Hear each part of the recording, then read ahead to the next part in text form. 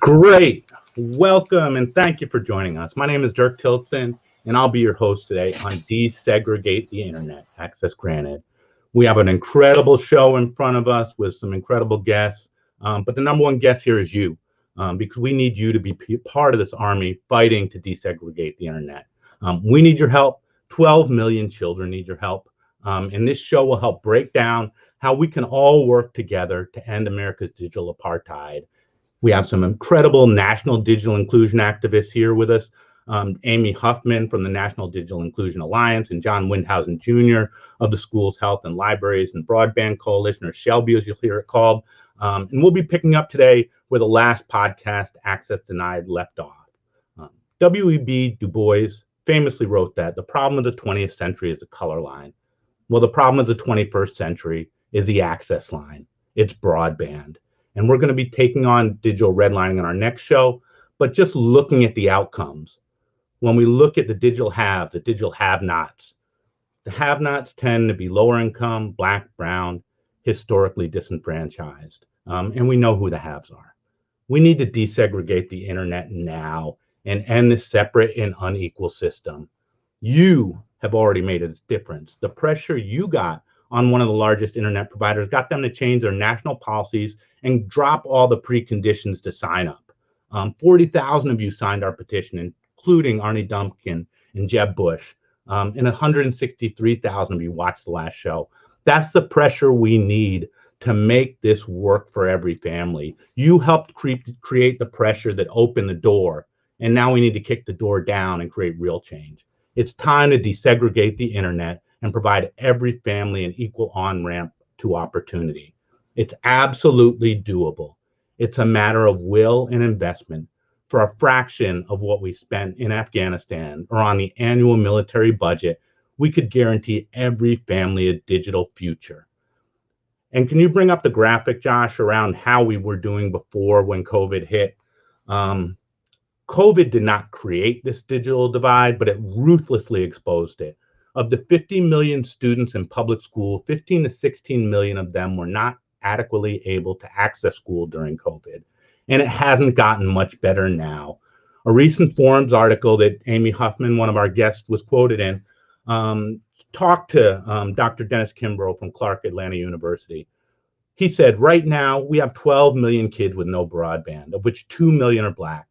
Research has shown that if a child engages in internet activities during elementary school, they will do it in their career. If you don't expose them in these younger years, the game is over.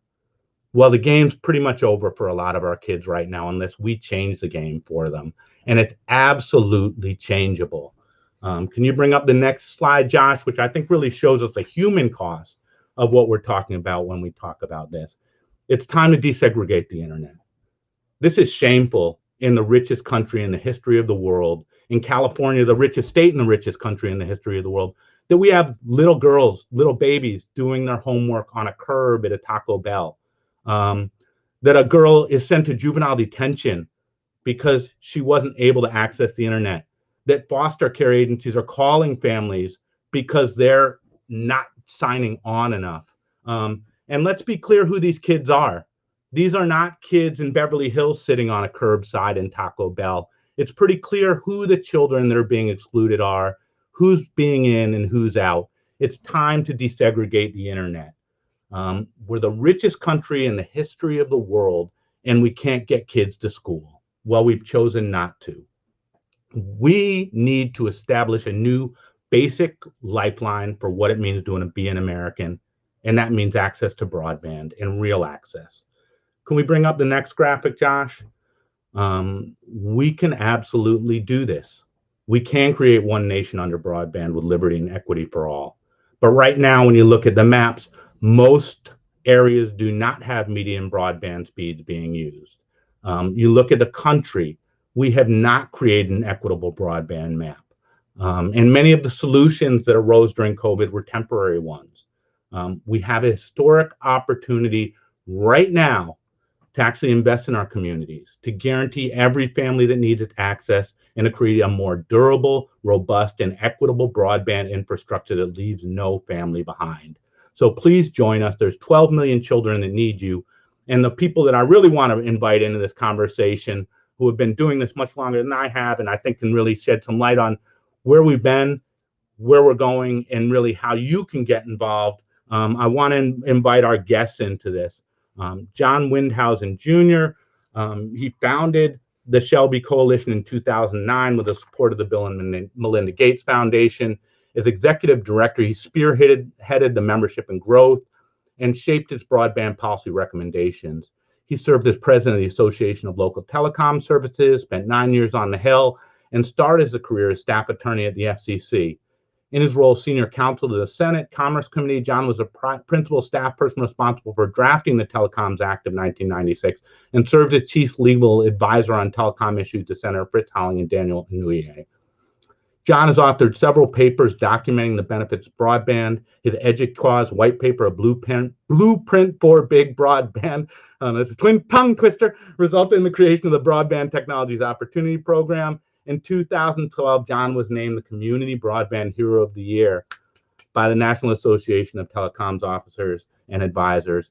John sits on the board of directors for the National Digital Inclusion Alliance. He holds a JD from UCLA Law School and a bachelor's degree in history from Yale. So welcome, John. We're going to hear a little bit more about Shelby and the work you all do after I introduce Amy.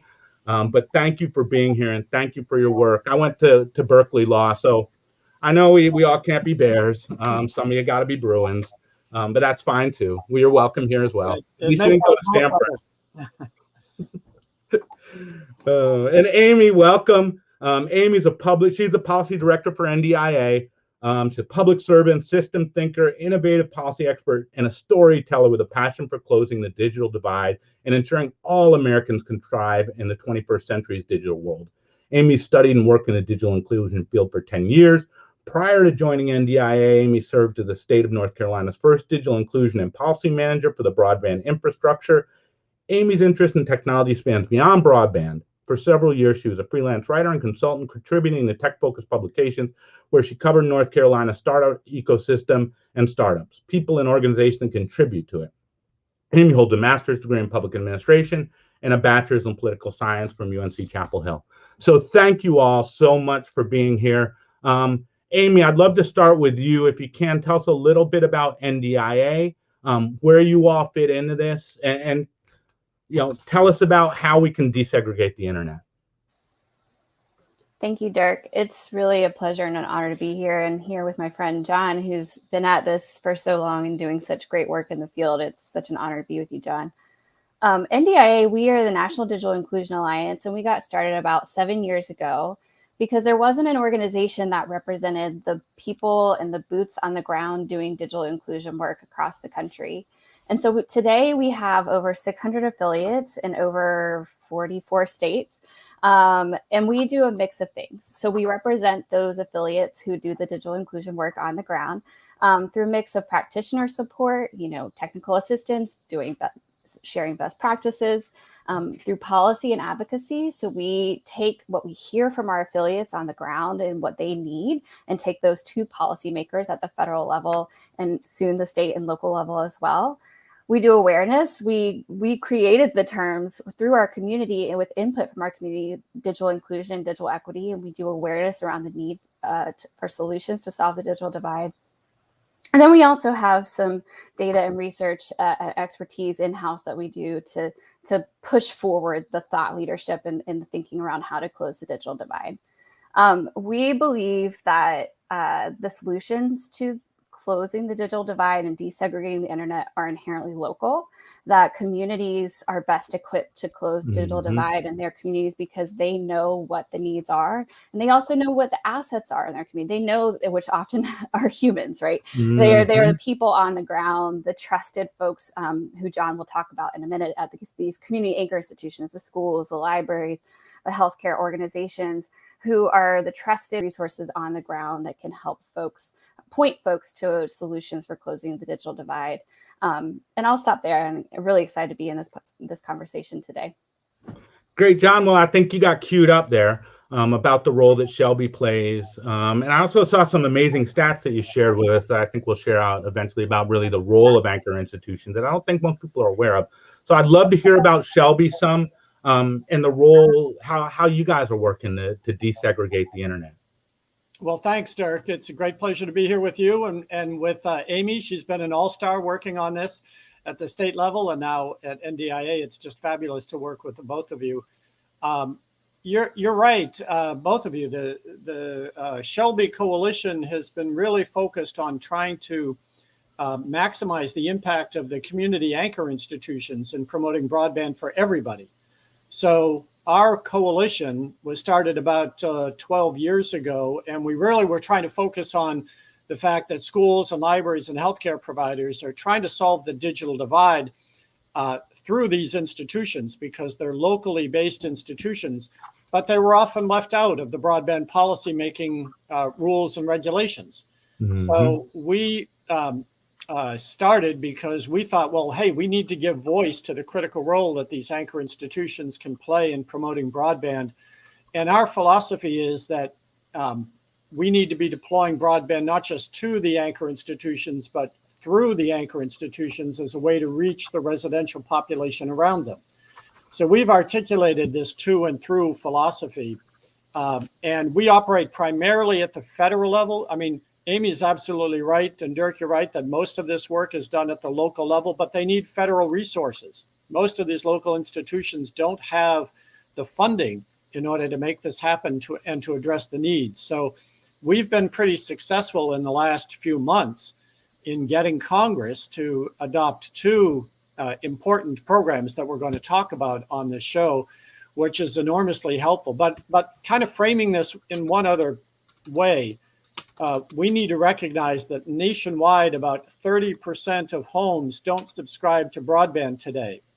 And unfortunately, the truth is that that number has stayed about the same. It's been stable for the last 5 years. In other words, our current policies are not working to solve the digital divide. We have given the private sector the opportunity to solve this on their own. They've made great progress getting 70% of homes connected, but not, 30% is huge. And in some communities, it could be 50, 60, 70% of homes that don't have access to broadband. Now, anchor institutions can really help to solve this problem because, as you see on the slide, 95% of homes live within the same zip code of an anchor institution. So if we can activate the anchor institutions and give them the resources to help deploy broadband service and educate consumers about how to use it, that could go an enormous way to reducing that digital divide down to the point where ultimately we want it to be zero. We want everybody to have broadband access at home. And that's what our mission is. That's great. That's great. Well, I'd love to hear about some of these policies. Like I love the idea of the federal funding for local solutions is what we've seen work so far. When we last show, we went to Appalachia where they had gigabyte broadband. They used donkeys to bring cables through the mountains. Unemployment went down 30%. There are folks there teaching people in China English at $25 an hour, which is significantly higher than local wages. They're saying that they're learning it with a hillbilly accent, per se. But again, the opportunities that are open up, but it was federal funding that opened the door for Appalachia to bring the wires in. So I'd love to hear from you all. John, I think you mentioned there are a couple of programs. There's been a lot of progress right now, a lot of movement on the federal front. Like I'd love to hear some of the programs that are out there right now from both of you. and some of the opportunities for maybe either individuals or institutions to really get involved. So tell me about what's happening right now in these areas. Well, I'll start off, if you wish, Dirk, by talking about the Emergency Connectivity Fund.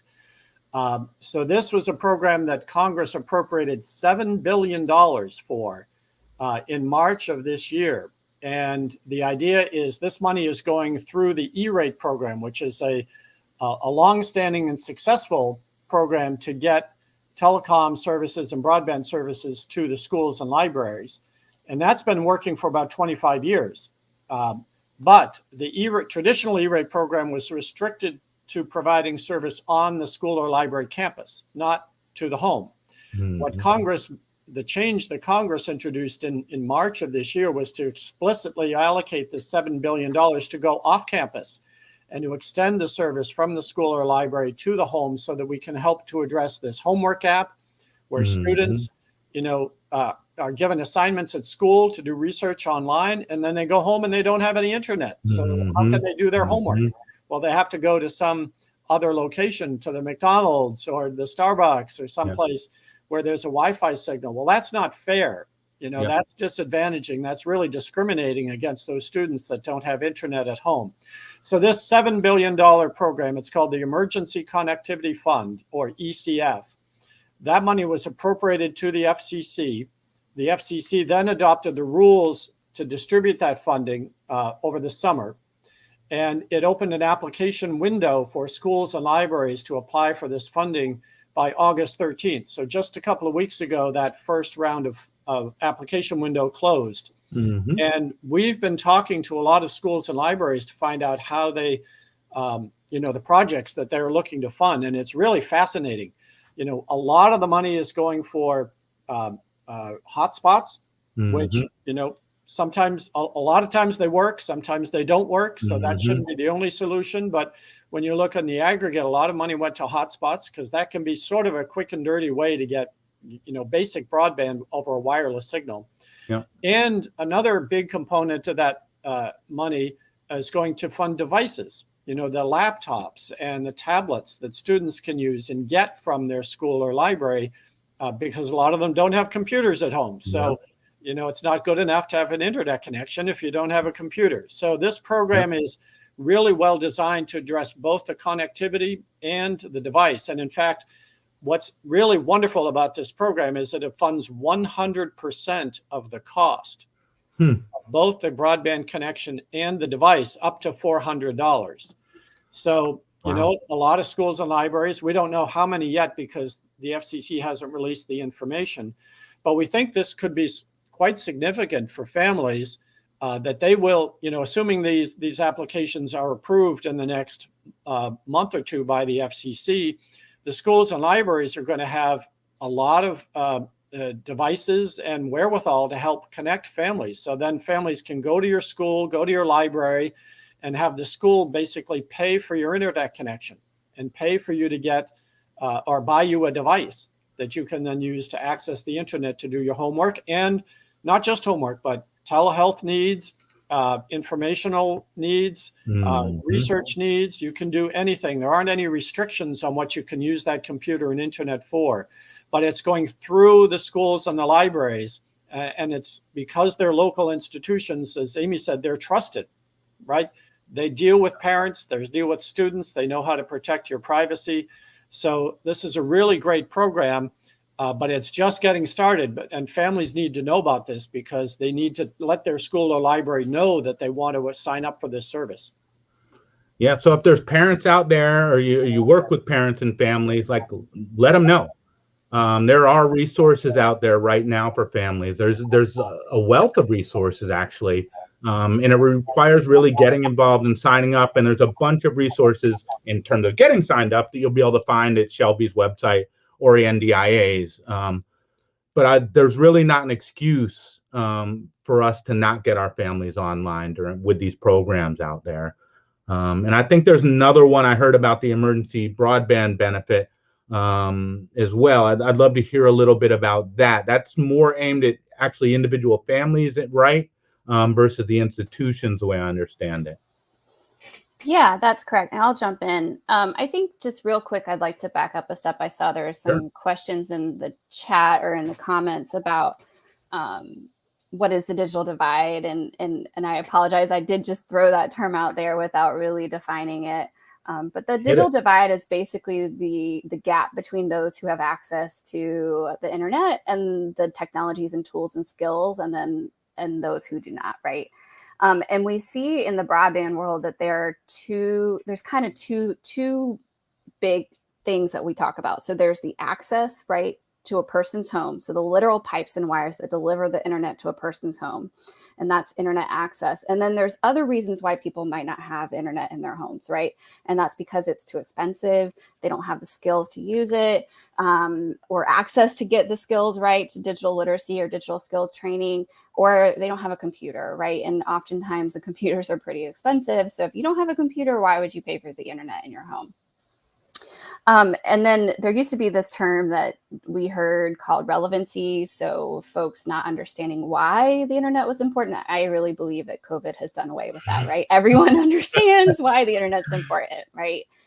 And so when we talk about solutions and all these funds and things, it's important to remember that historically, the federal government has invested a lot of funding in extending access to unserved areas across the country, and even through some of the programs John was referring to schools and libraries, and et cetera. There hasn't been a lot of federal funding for what we call the broadband adoption side, or the digital equity, digital inclusion side. There hasn't been a lot of funding for, say, decreasing the cost for a household or a subscriber, or investing in this digital inclusion work, which is literally helping with give people the skills that they need, or helping them sign up for the internet because they might not know where to go to get it. Or there's these things called low cost offers that some internet service providers have, where they have a discount rate for folks that have say have free and reduced lunch, or SNAP recipients, et cetera, finding those offers and helping them get signed up. So that's the digital inclusion work. And that really has not been historically funded by the federal government.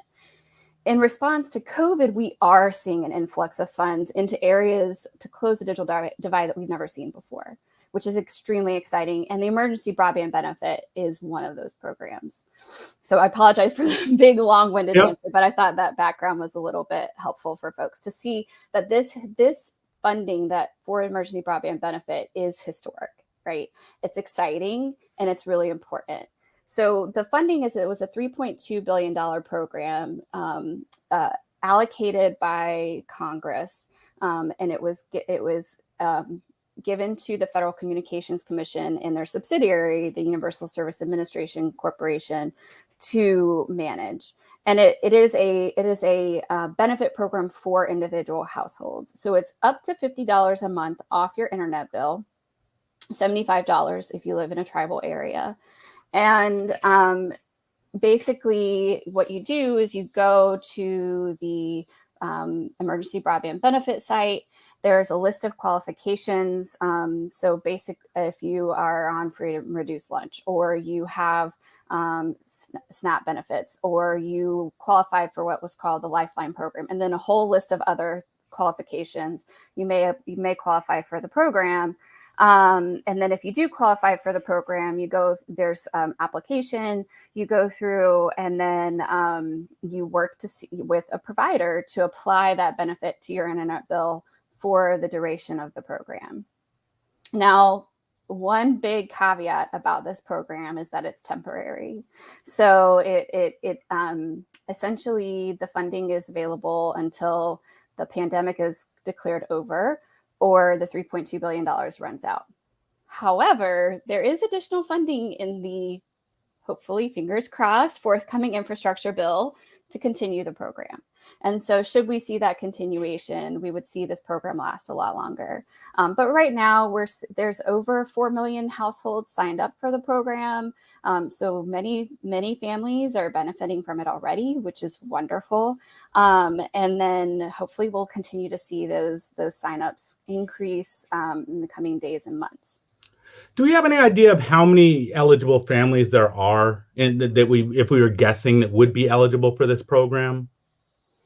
Well, we do know that there's over 9 million families that currently subscribe to the Lifeline program, which is Okay. the other program that the FCC manages that is basically $10 a month off of your mobile phone bill or sometimes broadband. So at least 9 million, probably a lot more because the qualifications for to qualify for the EBB were quite broad. Yeah, actually, if I could jump in, John Horrigan released a study a month ago estimating that there are 36 million families that are eligible for the EBB program. So even though it's great that 4 million plus have signed up so far, that may be only about 15% of all the families that could sign up. So I think one of the great things that you're doing, Dirk, and Amy's doing at NDIA is to get the word out. You know, these consumers need to know that this funding is available, either through the EBB program or through the schools and libraries in the ECF program. So there are resources now being made available that have never been available before. And this is a huge sea change in our broadband efforts to solve the digital divide.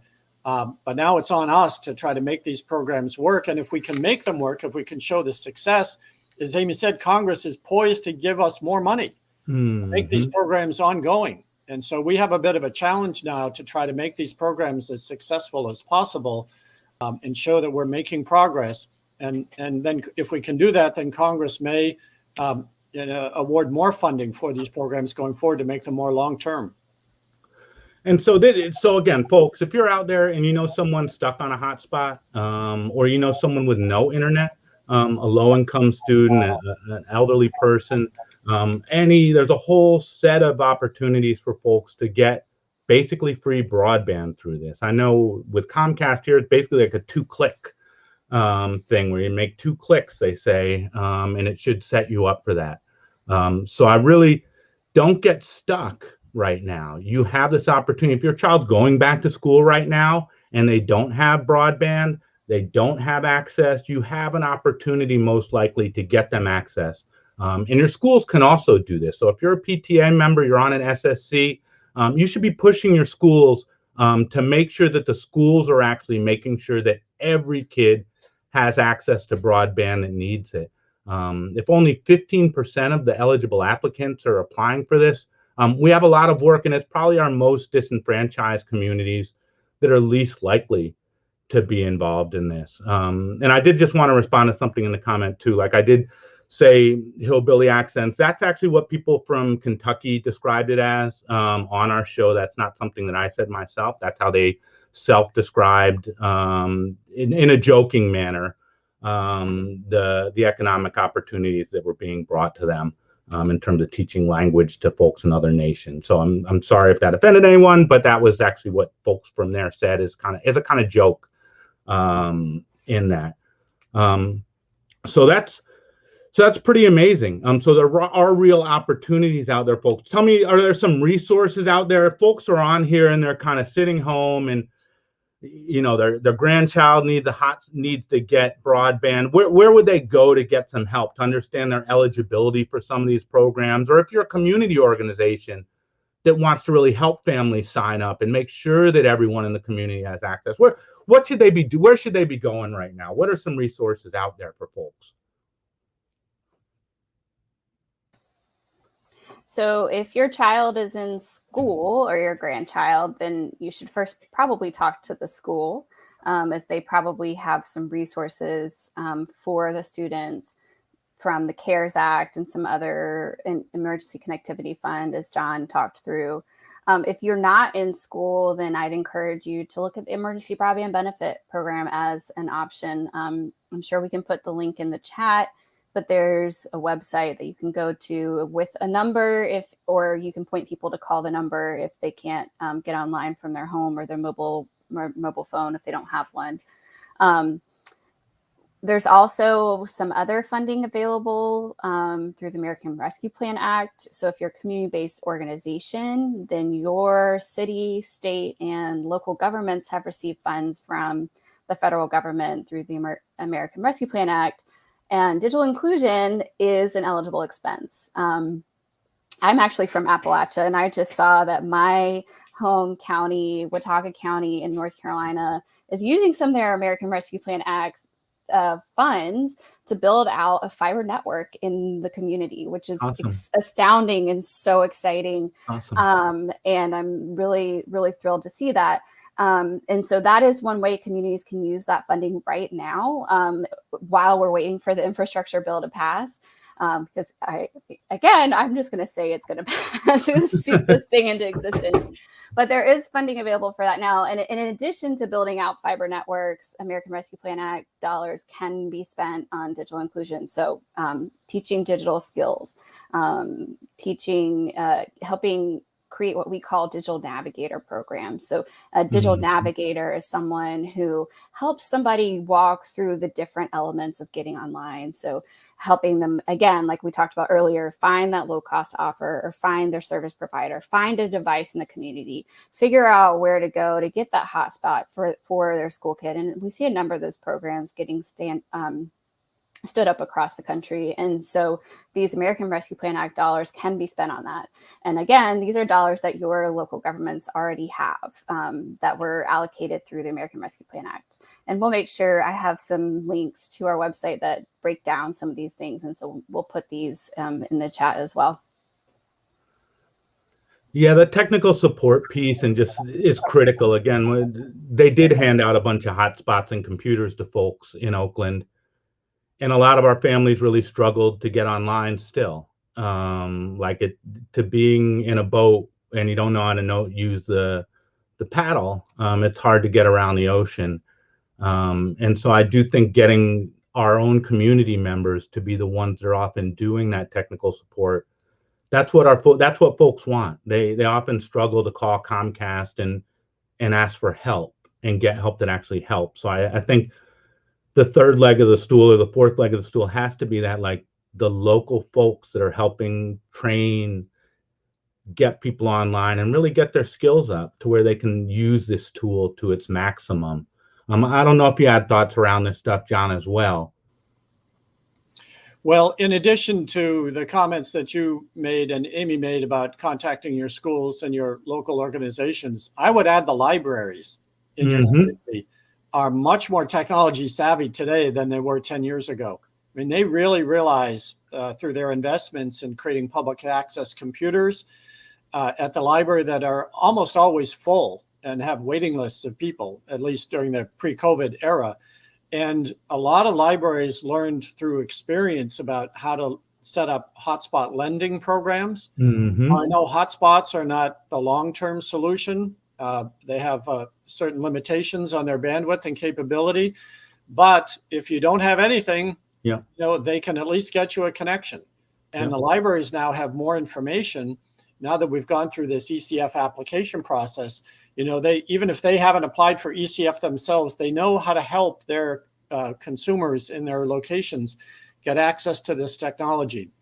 But in addition to that, I'd say, Dirk, there's another dimension to this whole set of programs, which I really am fascinated by. And I would love to engage your listeners or viewers about, which is the role of other anchor institutions like churches in helping deploy this technology. This was an eye-opener for me about a year ago when I was talking to a staffer for Congressman Clyburn in the House from South Carolina.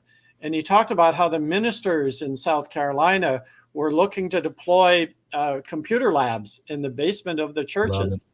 And, this was just fascinating that the churches are becoming anchor institutions and technology hubs. And then even further, I read this wonderful article, maybe there's a link to it, about what's happening in Detroit, Michigan, where the churches are working with the community center in Detroit to self-deploy their own wireless network. And this is just so fabulous and fascinating that they're deploying this wireless service. You even have a little video of the people going up to the rooftop, and they've got them on camera and talking about how they're solving the digital divide while they are, strapping the antennas to the poles on the top of the community center and the church and beaming the signal out to the rest of the community. I think it's called the Equitable Internet Initiative. So it's the EII program in Detroit, Michigan. And that is such a consumer empowerment kind of feature where, let's not just wait for the big carriers or companies to wait for them to try to solve this problem. Let's do it ourselves. Yeah, there's the link to the article that I mentioned, that you're building your own internet connection. And we're not just seeing this in Detroit. We've seen this in Boulder Valley, Colorado, in Fresno Unified School District in California. I heard this yesterday about another community in Southern California, but not the rich part of Southern California. It's a migrant working camp about 2 miles away from the library. And the library is beaming its signal via wireless to that migrant farm workers community so they can all have internet access. And that's being done because of local leadership that is making this happen. So it's really fascinating. The growth of these wireless technologies are making it so easy. I even had a wireless company tell me yesterday that they're training new people who don't have any foundational knowledge in telecom or broadband, but they can train them in a couple of days how to run the wire through the building, how to connect it to the antenna, how to direct the antenna in the right way to send the signal to their community. So in a way, this is not rocket science. The technology through, and we can talk about the different wireless spectrum that the FCC has made available, but it's much more consumer friendly now than it was a decade ago. And it's, putting pressure on the traditional companies to be more consumer focused. And the more communities that step up and take this action on their own, the more interest you get from the traditional providers who will come in and say, no, don't you do it. We'll do it for you. We'll do it better. Okay, great. Yeah. I love that. And I just think the local push needs to happen. Like, again, we see money coming into Oakland, and it can go a lot of different directions right now. It can go into broadband infrastructure, or it can go into kind of just paying off old debts that they kind of put off as being new payments. And so I do think it will take just local pushes around stuff like make this money go towards building your own network infrastructure. Seeing that happen in Detroit is amazing. And I think we got those local solutions. Again, I got nothing against Comcast and AT&T and those guys, but they're in it in a different way than the churches and the community center and the library are. And their goals at the end of the day may be a little different. And so the more that we build our own answers, I think those answers are probably going to be more durable and more cost effective over time.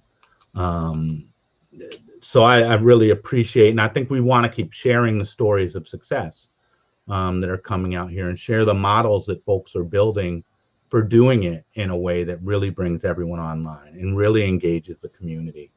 So I love those examples. So what's next? I guess we're hearing there's a lot of movement right now. It seems like a very exciting time in digital inclusion in the sense there's money coming in, there's energy around it. Anybody who's been awake over the last 18 months now realizes the internet is like the most important thing outside of a toilet. So what's next for us? I heard you mention maybe a permanent benefit.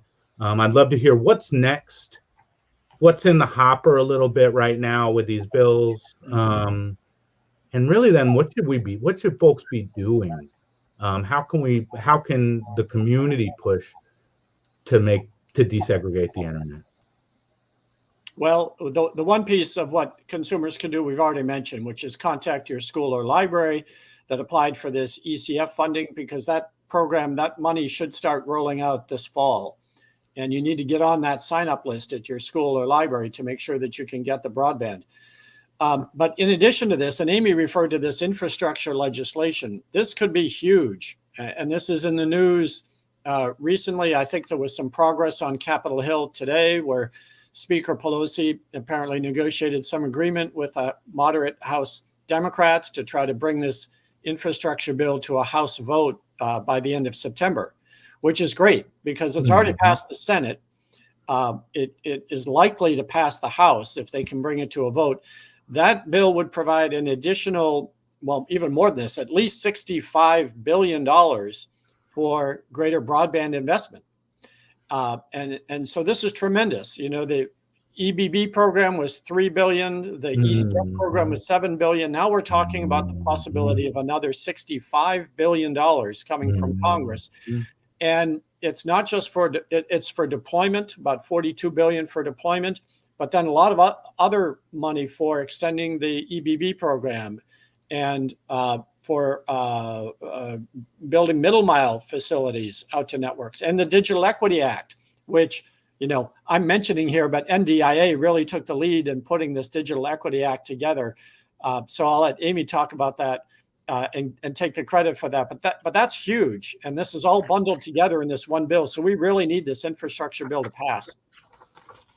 Yeah, I certainly can't take the credit for the Digital Equity Act, but NDIA has been closely involved in it since its inception several years ago, when Senator Patty Murray introduced it, I think in 2019 initially. But yeah, the infrastructure bill, you know, as a whole, to be honest, I haven't read the whole thing, but the broadband section I have. And so the broadband section is, you know, $65 billion within the full infrastructure bill. And then it breaks down. It's kind of like those Russian nesting dolls. It breaks down into different pots of money, as John was talking about earlier. There's the $42.5 billion. So the majority of it goes to increase access to unserved areas across the country. So the areas that don't have existing access. But then there is this really exciting funding for what we call the Digital Equity Act, which is $2.75 billion. And that's funding to go to states to create, it has 3 pots of funds, and within it, one portion is to go to states to create digital inclusion plans, digital equity plans, to really begin to think as a state, what can we do as a state to address digital equity? And unfortunately, I just came from a state broadband office. Most states haven't had the luxury of doing that because there hasn't been the capital, the funding, or the person, like they haven't had enough resources, enough people to actually do that sort of thinking, forward thinking in the long term. And so this will give the folks the funding that they need to do that planning work up front. And then they will get, or they can apply for follow-on funding to implement those plans.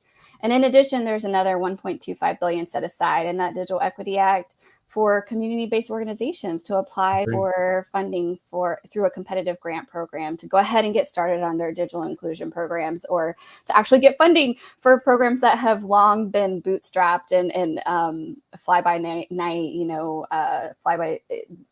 scrappy programs. So we're excited for that funding. And there is additional funding to continue the Emergency Broadband Benefit Program. You know, earlier we talked about that's a $3.2 billion program. Now in the infrastructure bill, there's $14.2 billion to continue it. And they even changed the name, which I believe means that they changed it to Affordable Connectivity Program, which we believe really is paving the way for this to be a permanent program, right? So it's no longer emergent. It's becoming hopefully a permanent program. And so we really want to see this bill passed. So I think, you know, my call to action would be for you to contact your local representative, your federal representative, and encourage them to pass the bill. It really does. I want to go back to, you know, John was talking about anchor institutions like libraries and churches, and this bill really recognizes the role of states, local governments, and community anchor institutions and their role and what great work they've done in response to COVID, but their role in closing the digital divide. You know, we did see that libraries that had computers in-house during the pandemic, they turned around and rented those out to folks, right? Libraries pivoted quickly and were really nimble and served their communities well. And churches did as well. We saw in North Carolina, many churches set up Wi-Fi in their parking lots so that people could come and sit in their parking lots and do their schoolwork.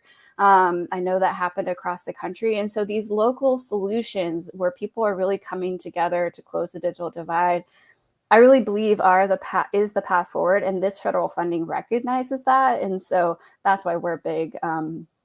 We're fans of the bill and would like it to pass.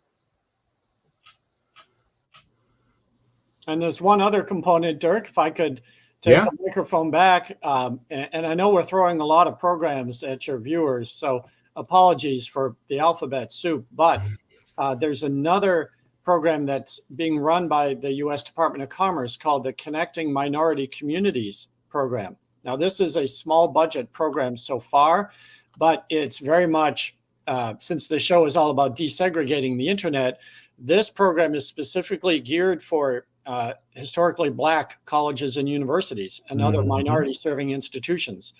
And those applications are due to the federal government next month. So the value of this program, this Connecting Minority Communities program, is to build broadband connections to the college and then have that distributed to the residents of that college town who are surrounding the college. So again, it's our to and through philosophy coming true. But they're soliciting applications to make that successful. And if this program is successful, we get good applications. Again, there's the option for Congress to award more funding for this program. But it's a great step forward. We really want to make the colleges part of solving the digital divide. Yeah, and the beauty of that program is it's actually even more flexible. So any HBCU or college that already has a really solid infrastructure, they could actually apply for funding for something different. So they could apply for funding for students create digital inclusion programs for their surrounding community to do training, or for computers or lending labs for their students who maybe don't have devices. So it's a flexible program, and we'd really encourage folks to take advantage of it.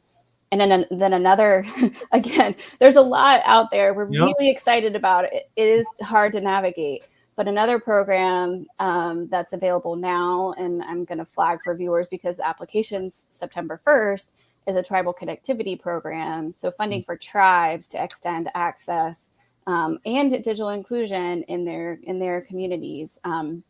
That also is being managed by the National Telecommunications and Information Administration, same group who's managing the community connectivity program that John just mentioned. But again, those applications are due September 1st. So we really encourage any tribes listening to apply and leverage the funding to increase access and adoption in your communities. Yeah, so it seems like it's kind of funny. These anchor institutions are really like driving a lot of the progress right now. It seems like it's beautiful to see money coming down. It's great to see some of the regulations relaxed in the way the money can be spent. But it really is the communities kind of picking up the ball as it's being handed off to them. And I'd love to hear if there are other examples you guys have seen of other examples of communities picking up the ball on this work, of them being creative. That could serve as models for folks listening and thinking about what they're going to do within their community. Well, one other example that comes to mind, Dirk, is what's happening in Cleveland.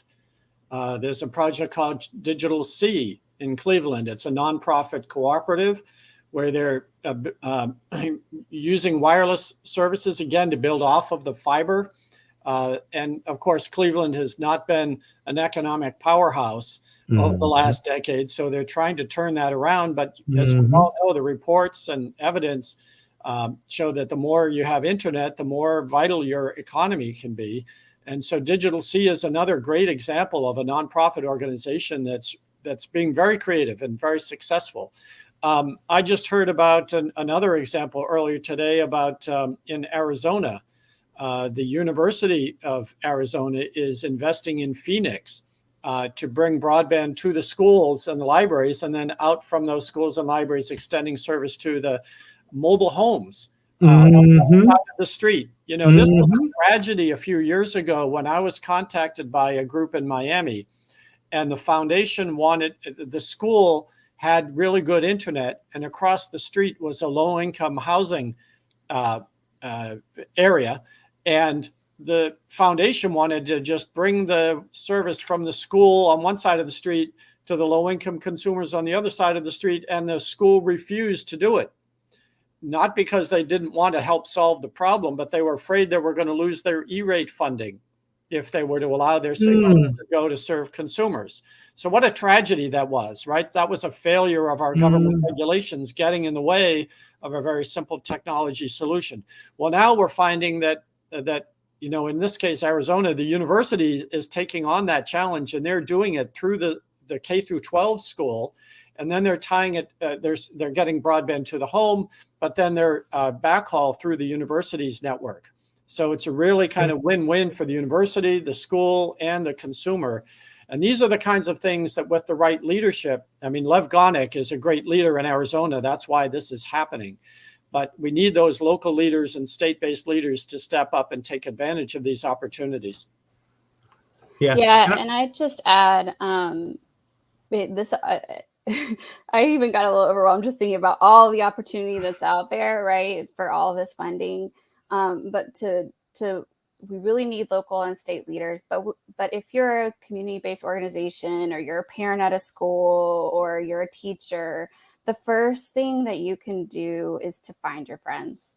So to find the folks in your community who care about this issue and come together and figure out what are our assets? What do we already have here that we can leverage? How can we work together? Because what the thing about the digital divide is it's so wide and vast, and it impacts every industry, right? It impacts healthcare, and it impacts education, it impacts economic development. And because it impacts every industry, there's both opportunities and challenges, unique challenges in each of those industries. But those industries, when they work together, and all those types of organizations work together, oftentimes in a coalition, a local coalition, then we really start to see movement, right? So when your schools come together with your libraries and your healthcare organizations and your local university or your economic development officer, and you all start to come together in a coalition and talk and figure out what you're going to do together, that's where we really see a lot of movement. And so we're seeing communities that have coalitions, like Franklin County in Ohio, where Columbus, Ohio is the seat, or in North Carolina, we've seen a lot of coalitions building throughout the pandemic and create digital inclusion plans together as communities. There's 14 digital inclusion plans underway in North Carolina, community-based plans. When we see that start to happen and those communities working together, we really start to see movement. And so that's what I would encourage folks to do is to start there, to start working and to find your friends. Yeah, I love that. And there's kind of this weird siloing that takes place within these things. You know, health is completely related to schools. Jobs are completely related to health and education. None of these things are separate in life. They're kind of treated separately organizationally. But anyone who's in these organizations, like I saw Mama Toya mentioned just telehealth issues. And I think someone wrote about, I've heard about the barbershops too. Like, again, the barbershops are a great place to connect with folks. And folks often do. When you go to the barbershop, when I used to have hair and I went to the barbershop, you would talk about your health. That was a common thing. People were talking, oh, I'm having this, I'm doing it, like, you know, so it's an ideal opportunity to interact with folks in a place where they're comfortable and to bring something. I've even thought, again, it's like even with kids there, you could have internet and homework or books and little libraries they take out or whatever. These institutions are all related as community institutions. And I think the more that we actually align ourselves together in the way that Shelby just structurally has kind of done that over time, again, the organizations united can never be defeated, I think, in this. And we need to think outside of our boxes. Schools, we can't be just thinking like, let's talk to schools about this. We need to think a lot broader about the work that we're doing. So I 100% appreciate that. And I appreciate, you know, as Mama Toya said, and as John said, the internet is everything right now. Like, if you want health, internet. You want a job, internet. You want government benefits, internet. You want information, internet. You want education, internet. And you want to do it safely, it's internet. There's the idea, I've always been mad about the homework gap, because it's more than a homework gap, it's the school gap. Like, you can't see your kids' grades if you don't have internet. You can't contact their teacher in the same way. Like, school is for a long time has not been the 6 hours in a building. It's been a lot more than that. And some kids have gotten a leg up and some kids have gotten a leg down. And it's the kids who really should get a leg up that are getting a leg down, who need the most help get the least. So I just think that this has opened our eyes in a way that I think everybody's eyes are open. When your internet is down or you're struggling with that, your life comes to a standstill right now. And so I think we have a moment where everyone's feeling it. Everyone's feeling the importance, and we can play on that empathy to make sure that everyone actually gets it at the end of the day. That this is not just a nice to have. It's not a luxury. It really is a modern necessity. And it should be a baseline for just being in this country and being a living human on some level. So that's kind of what I have to say. I'd love to hear from you all a little bit. We got about 5 more minutes. I'd love to hear kind of thoughts if you have them, if you have a final pitch or push. I'd love to get that pitch or push out there. We will follow up with this and pitch and push out pitches. But what would you like to kind of leave this with and leave our listeners with? Well, Dirk, if I could answer that a bit, because I was thinking as you were talking about framing the history of this a little bit, back in 2010, the FCC adopted a national broadband plan, and it called for the digital divide basically to be solved by the year 2020. And it also, in goal number 4, called for all the anchor institutions to have gigabit connectivity by the year 2020. We failed. We did not reach that goal. And we made progress, and there were many reforms because of that national broadband plan that did move forward, but it didn't really solve the problem. And it could have, and we would have been in a much better situation to handle this COVID crisis if we had made the investments called for in the national broadband plan. One of the other components of this broadband plan that it recognized is the value of aggregation of consumers onto joint shared networks. And the economics are such, because this is deploying broadband to everybody, it's a high fixed cost. So the more people you get on that same network, it reduces the costs for everybody. And I think this has been one of the fallacies of our prior broadband policies, is that we've had too many silos. You've got a high cost fund, you've got a schools and libraries fund, you've got a low income fund and a telehealth fund. Well, those are all great in theory, but they're so siloed. You have to apply for these 4 different programs, and each of them have their own rules, and you can't share. Well, a better way to do this is to bring all of those users onto a shared network. And that lowers the costs, it lowers the prices to the consumers. And that's actually kind of what Shelby is all about. You know, that's why we created this organization, to sort of marry up the interests of the schools, the health care providers, the libraries, the community colleges, the public media. All of these different anchor institutions need to work together. And by working together, we can not only facilitate more harmonious relationships, but we can also drive the economics in a better way to help to make the cost of broadband more affordable for people. So I'm really challenging the US government to take up this leadership and solve this problem in the next 5 years. I think we've made great progress here with these EBB and these ECF programs and the other programs, but we need to carry through and follow through on this goal to get this job done. We shouldn't take maybe as an answer anymore. 100%. I appreciate that, John. Amy.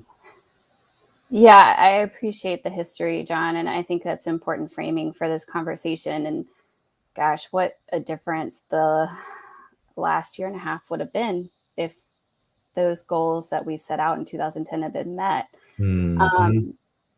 The truth is that the internet has the opportunity to be the great equalizer of our time, right? Anyone, if you have access to the internet, computer, and the skills, anyone can start a business from their home.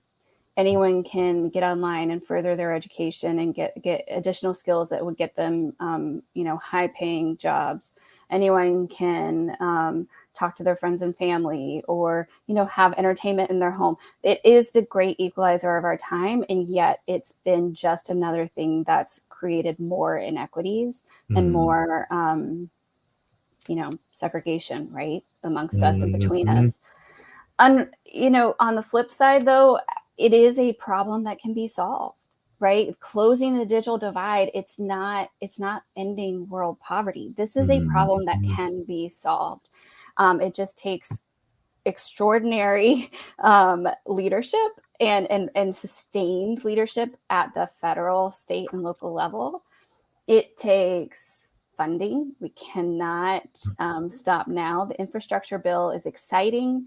$65 billion is wonderful. It will make a big dent in the digital divide. But y'all, it's not going to completely close it. We have to continue investing in this. There will always be future digital divides. And then it's also going to take us, communities working together, coalitions, community anchor institutions. It's going to take all of us pitching in and working to close the digital divide. So I'm excited. I really think it's an issue that we can end within our lifetimes. I really hope that NDIA, that we're working ourselves out of a job, and that I won't be here 5 years from now talking about, desegregating the internet, because we will have already done it. Yeah. But we encourage all of you and your viewers to join us in the NDIA community. We have a link will show up in your chat in a moment of how to join us and get involved. And then I encourage you also to look around in your community, find your friends, see if there are folks in your community already working on this issue, and to join them in doing that work together. And then to stay tuned in, right? Talk to your local state and federal representatives, encourage them to invest in closing the digital divide, vote for the infrastructure bill, but it's not going to end there. There's going to be continued fights. So stay tuned and stay involved and join us and work with us towards closing this. There's not much more I can say after that. That was pretty much an exclamation point. And I'll just reemphasize, join these folks. Check out their links, check out their sites. If you know somebody that needs to get online, there are resources available. Work with them to help them get online, or find someone that can help them get online. Like Amy said, this can be the great equalizer. It hasn't lived up to that billing yet, but it still can. And that really takes us, all of us, as you said, to work together and drive us to this place where, I don't want to do digital inclusion stuff. I want to go back to my regular job. And I hope that happens really soon, that we do. We can solve this. This is just money and effort and resources and will. It's not solving world poverty. It's not even rocket science. It's just laying cables on some level and investing in them and investing in the people to make those cables work for people. So that's what I got. I would just say, we're gonna, these folks are doing amazing work, and the work they're doing can change lives, for better, for worse. We know how much learning loss is taking place, however you want to call that. We know that kids that aren't connected face a somewhat bleak future, I think, economically. What job doesn't rely on you having some computer skills? And if you don't, what jobs are really available to you outside of serfdom, in a modern serfdom? So this is something we can absolutely solve. You got folks here that have been working on solving it for 30 some years between them, and organizations committed to that. So get active locally, get the resources you need, make sure everyone gets online who needs it, help folks who need help in doing that, find the resources that are out there, and we can desegregate the internet. We can end this. We can give every kid a fighting chance, every adult a telehealth visit, everybody an opportunity for the job of their dreams. But it's going to take all of us to do that. So that's what I got. If you guys have a final word, I'm happy to hear it. If not, join us in 2 weeks. We're going to be talking digital redlining with Chris Lewis. It's going to be an amazing show to kind of get to the root of where we came, how we got here, and then dig in deeper on even how we get beyond this place. So thank you so much, Amy, John, for all the work you've done for the communities, in making this a better country, a better place, better schools, better hospitals, and a more inclusive community. We have an opportunity here. I appreciate y'all for leading on this, and just let us know how we can help going forward. We'll share out a lot of these resources, but it's going to take all of us to fix this.